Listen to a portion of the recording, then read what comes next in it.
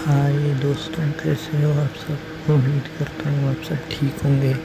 दोस्तों, आज का हमारा टॉपिक है कि अपने मोबाइल को रेडियो कैसे बनाएं।